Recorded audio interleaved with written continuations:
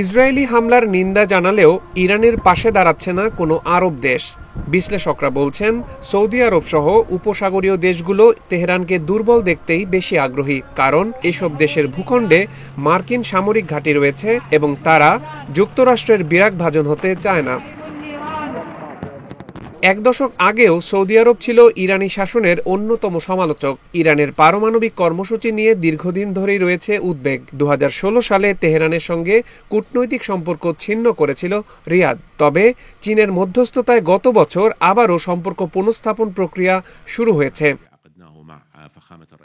গত শুক্রবার ইরানে ইসরায়েলি হামলার পর প্রথম দেশ হিসেবে সৌদি আরব নিন্দা জানায়। এরপর সংযুক্ত আরব আমিরাত, ওমান, কাতার, কুয়েত, বাহরাইন সহ অন্যান্য উপসাগরীয় রাষ্ট্রগুলো একই পথে হাঁটে। তবে বিশেষজ্ঞদের মতে এসব নিন্দা মূলত প্রতীকী। বাস্তবে তেহরানের পাশে দাঁড়ানোর ইচ্ছা কারোই নেই।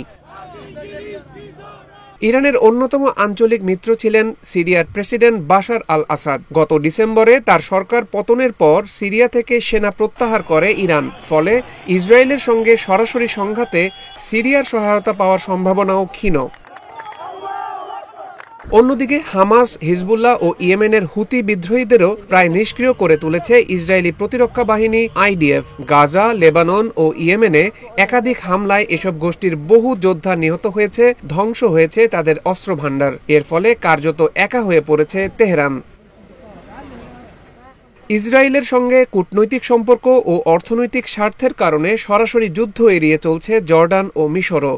বিশ্লেষকরা বলছেন, যুক্তরাষ্ট্রের ঘনিষ্ঠ মিত্র হওয়ায় এই দুই দেশও সংঘাতে জড়াতে চায় না।